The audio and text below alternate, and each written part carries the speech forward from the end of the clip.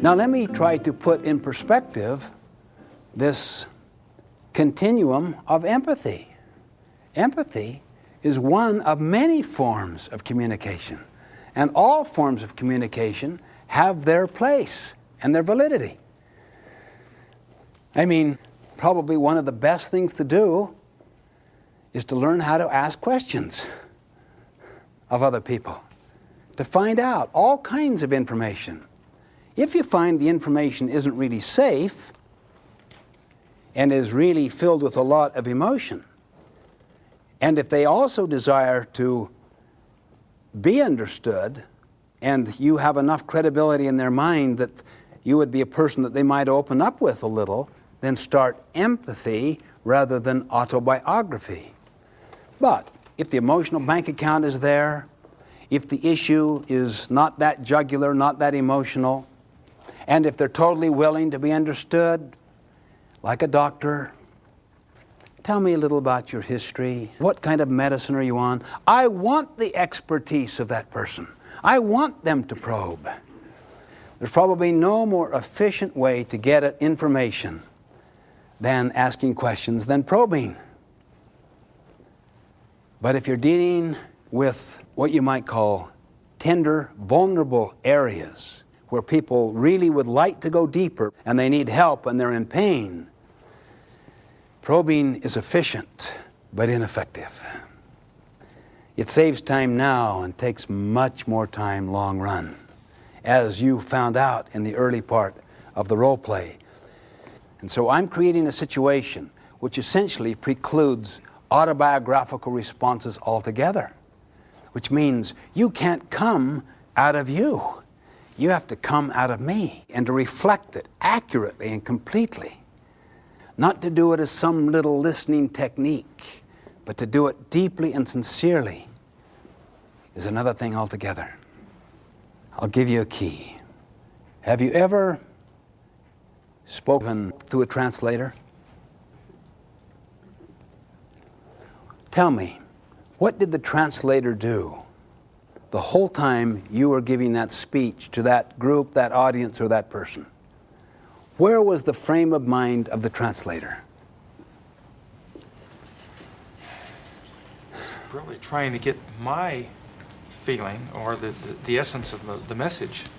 Okay, and then to communicate it accurately and completely. Not just the content, but the feeling, right?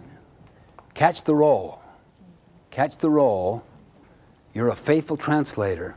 And then within that role, you'll catch the feeling. Now, watch how relatively easy it will be for him. Here's the mother. You're my translator. In a sense, you're standing right next to me, see? And we're talking to the mother. Yeah, I mean, this school is so important, Mom. It's just the whole key to a person's future. See, I speak one language, she speaks another, so I've had to work through a translator. You are a faithful translator to me. You just need it, Mom. I mean, it's just so important, Mom. He feels very strongly about the importance of education in his life. See how basically simple that was? You hadn't figured me out. You didn't deal with Joe. I wasn't into Joe. You didn't probe. You didn't agree. You didn't disagree. You didn't evaluate. You were with my head. You captured the essence of my feeling, how strong I feel about education. Yeah, Dad,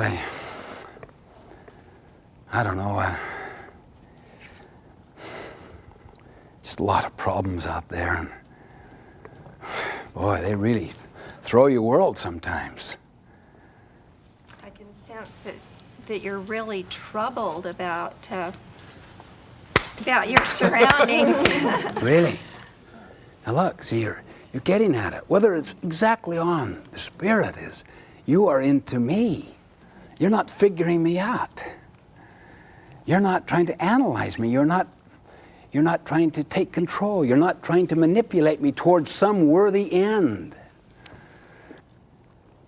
The key to listening is with the eyes and the heart.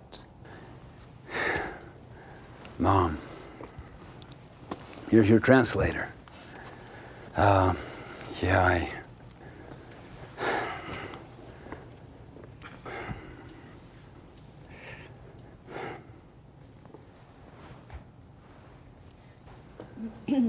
It's hard to talk about. It's hard to talk about this. It's a struggle. It's not easy. You almost got to get your own spirit. Not that you are agreeing, but that you're so empathic, not sympathetic. Sympathy is not empathy. And this is why many people think that you can't really do this unless you've had the experience of the other, the opposite. It's because you haven't had the experience, you empathize. If you have, you could sympathize. Sympathy is an altogether different response. It also has its appropriate uses. I'm sorry you lost your father. I just so sorry to hear about that. It must be such a hard, I'm not talking about sympathy, empathy. Notice how you're working. The one who listens does the most work, not the one who speaks. Now, Dad, I took this test and, they put me at the 7th grade level. Here I am in the 10th, and I just had no idea. None at all. But I'll tell you this, at least it kind of felt good to know where I'm standing.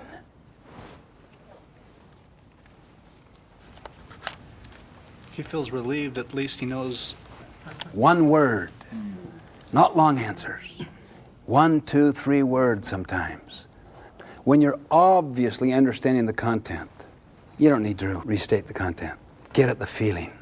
If you're not sure you understand the content, restate it.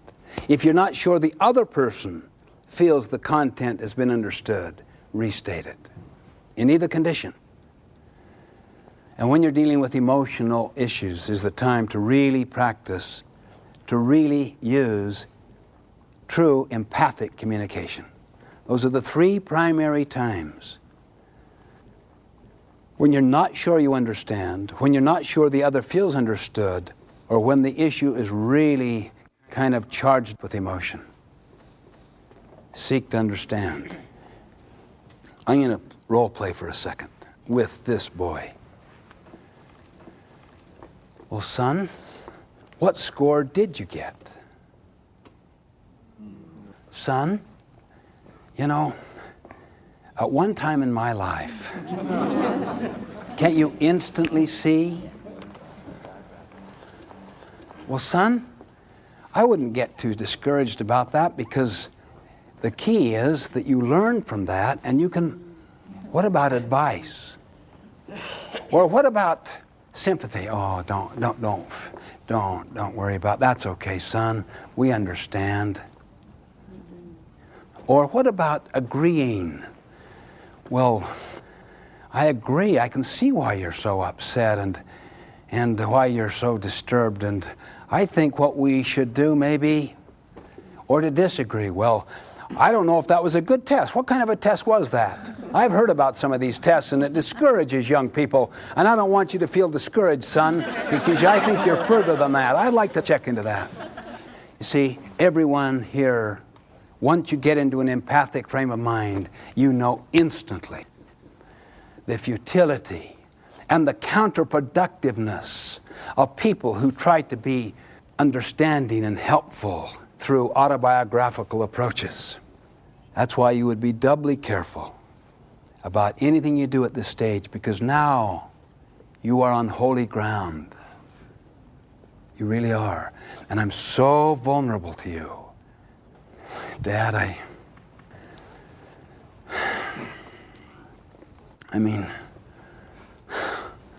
don't see any way out. Oh, he's just hopeless. Beautiful. Feeling of hopelessness. Yeah, I mean, do you see any way, Dad?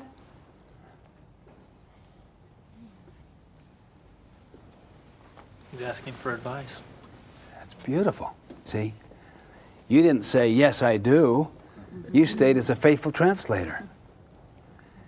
You didn't say, I have some ideas, son. He basically said, you want my reaction. He's asking for advice. See? He's asking for some help. I mean, where are we now in the eyeglass demonstration? Where are we now?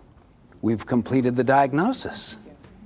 And this will become one of the most bonding experiences we can have because of what we've had to go through. You're asking for my help. You want to know. Yeah. You want to know if there's any options out there that I don't. You know, right at this stage, see? I see something, son. Really? What? Tutoring? I've checked into tutoring 2 nights every week, all day Saturday. You think that would be too much? Beautiful. Look what she did. As soon as I got into my emotion, see? Now we're dealing with an action plan, but I'm back into my emotion. She stays with empathy. You go to empathy when the person has a lot of emotion attached there and has the need to be understood. If the rapport between you is extremely high, you hardly even have to say a thing. Or be just one word or a nod may be sufficient. That was tremendous. Yeah, if I really thought that tutoring course would help, I'd give up everything. I'd give up any night. If you believed it would work, then you'd make the sacrifices. Yeah, I would. Do you think it would? You want my reaction to it. I do, Dad. I think it would, son. Let me tell you why. I'm open, see? We're synergistically creating a new thing. We're at a whole different stage now.